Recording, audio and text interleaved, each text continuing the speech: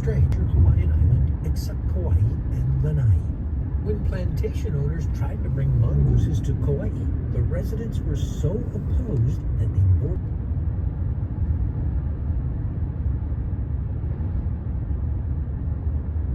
Systems are great for all kinds of life, plants, and this place, and that includes non-native and invasive species. But what's the difference between non-native and invasive? Well, non-native species may not have originated here, but they aren't hurting anything or anyone. Invasive species, on the other hand, are harmful. They didn't originate here, and they're doing harm to the environment, the economy.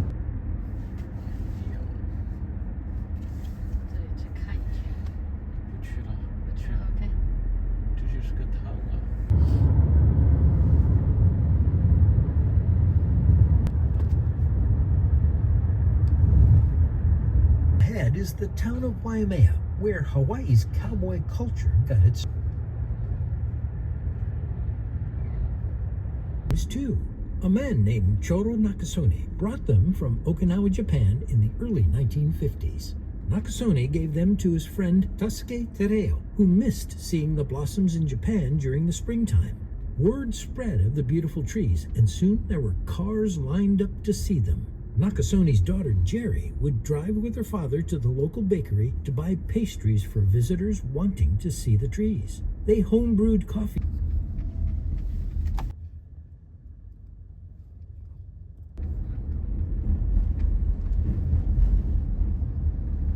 Turn right onto Lindsay Road.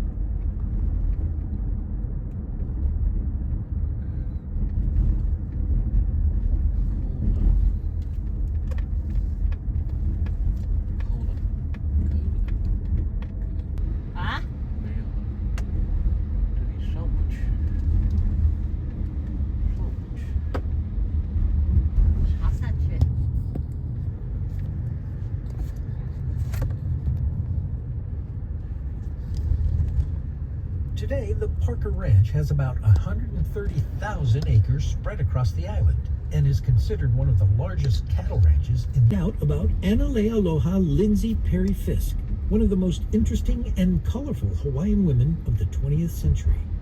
Anna's great-great-grandparents founded the ranch in 1848. Anna, however, didn't think ranch life was for her, so she moved to Hilo in the early 1900s.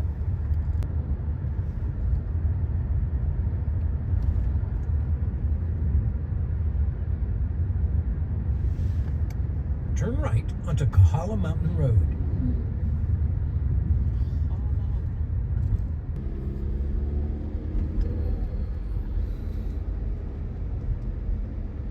Continue driving. Although there are no snakes native to Hawaii, these creatures have slithered their way onto the islands aboard ships, hiding in things and being smuggled in deliberately or accidentally. It's illegal to have snakes as pets in Hawaii. The fines for breaking this law are very high, but if a violator hands over their snakes willingly, they might be pardoned. All the snakes in Hawaii, the most commonly seen types are the Brahminy blind snake and the yellow-bellied sea snake. Luckily, these species are relatively harmless to the Hawaiian ecosystem. The blind snake is non-venomous, but the yellow-bellied snake is venomous, easily confused for an earthworm. The yellow-bellied snakes can be recognized by their black bodies and bright yellow bellies. It's best to steer clear.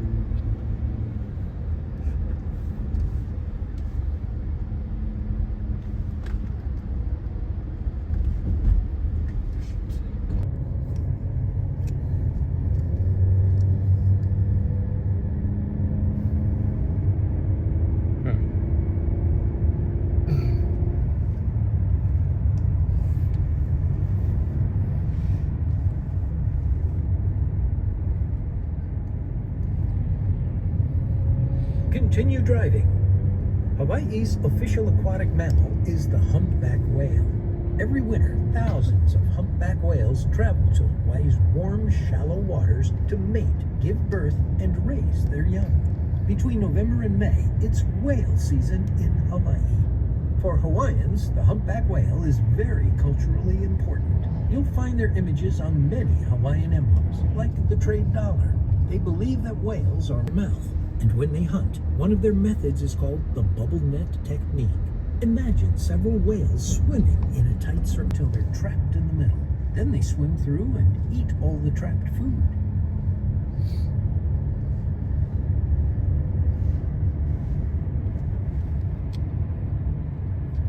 Around half an hour to complete the trail. For centuries, on the dry part of the island, they kept roots closer to the surface to catch the most water. Well, farmers didn't know that when they turned this whole area into all the native tree species here. Also, an invasive grass transported from Africa began taking over the land.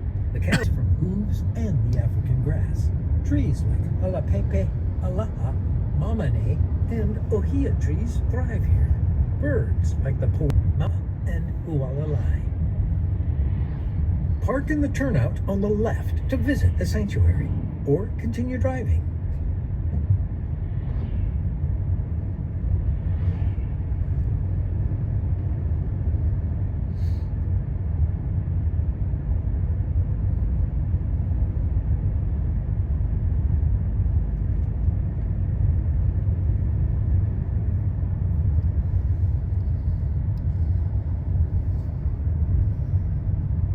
Called Waimea.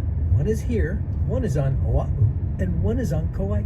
I want to tell you a love story about the Waimea Canyon on Kauai. Legend tells of two young lovers, Hiku and Kavelu, who had an argument one day. Hiku, in a fit of temper, left his wife to return to the mountains where he was born. Kavelu was devastated. She tried to follow her husband, but she couldn't find him.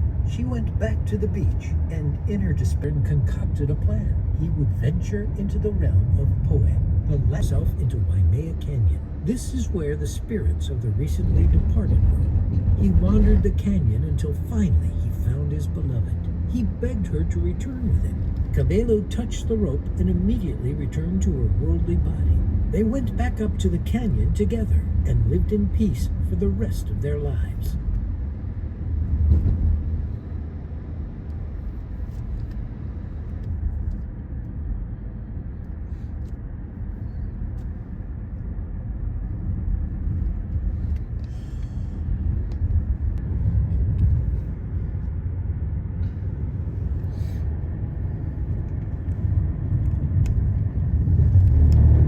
Continue driving. As we drive, keep your eyes open for the silver swords of Hawaii. The Hawaiian name for this endangered plant is ahinahina, which means very gray. You'll recognize it by its dense rosettes of spiky leaves that radiate out from its base. The leaves are a silvery light green color that appears kind of metallic. No surprise where the name comes from. One wild thing about them is that their blooms can 90 years. They bloom only once, and then they die, scattering their seeds in the wind. A beautifully poetic tragedy. Their silvery hairs and fleshy leaves allow them to flourish in hot, dry climates at altitudes as high as 10,000 feet. You can find them in the high deserts of Mauna Loa or the slopes of Haleakala on Maui. Back in the day, these silver swords were abundant, but visitors often ripped them up and took them home as souvenirs. These days, park officials make sure that big animals out, and grabby humans too. Climate change and invasive species are bad news for the silver swords, but these perennial plants are federally protected now.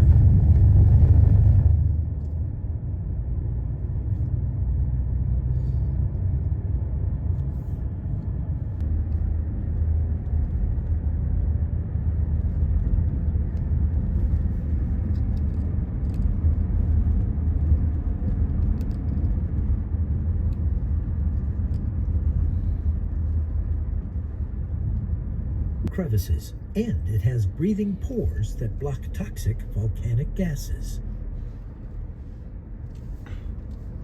Continue straight.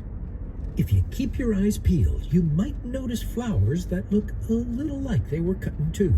Known as mountain alpaca and beach alpaca, these little white and purple flowers have petals only in a semicircle, as if they're missing their other half. Well, there's an ancient legend about why this is. One of Pele's sisters was Princess Naupaka. Princess Naupaka noticed a handsome man on the beach one day, and when their eyes met, they to marry Kaui. But Pele Naupaka's other sisters saw the fight and took pity on Kaui.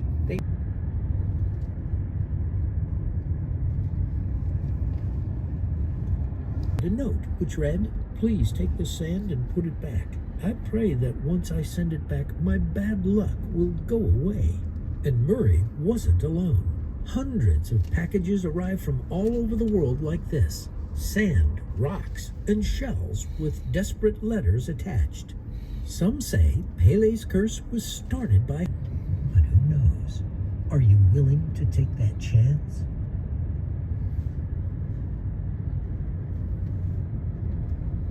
We're driving on the northern part of the Big Allah's release.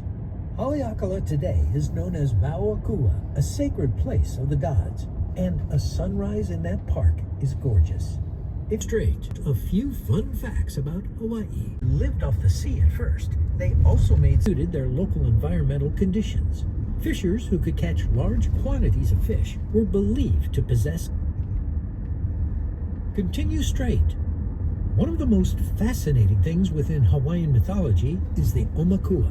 An Omakua is a personal or familiar god. Ancestors or deceased family members come back to Earth as a plant, an animal, or even a cloud to help or to give guidance. Hawaiian Keli'i Taua experienced this exact phenomenon with his family's Aumakua, the Hawaiian short-eared owl.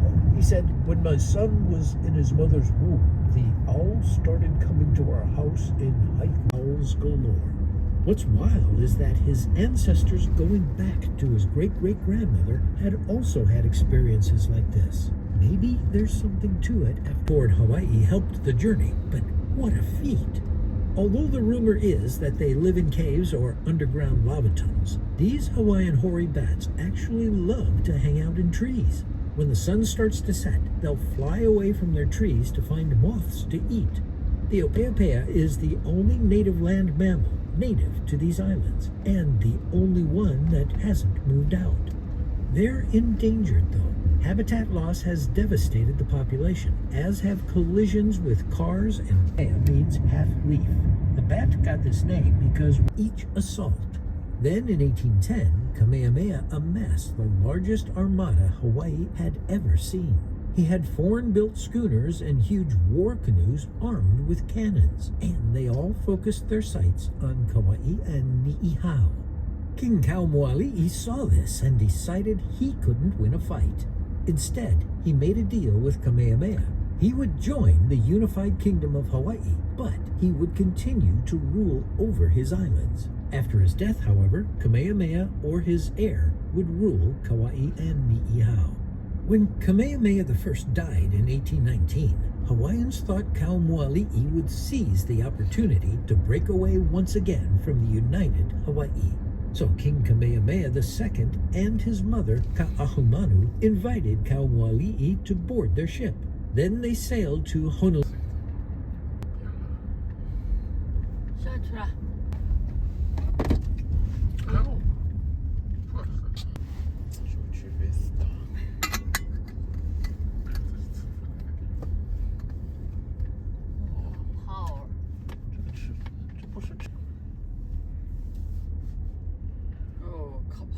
Waters. If you're not in the mood for a hike, I'd recommend stopping at the lookout.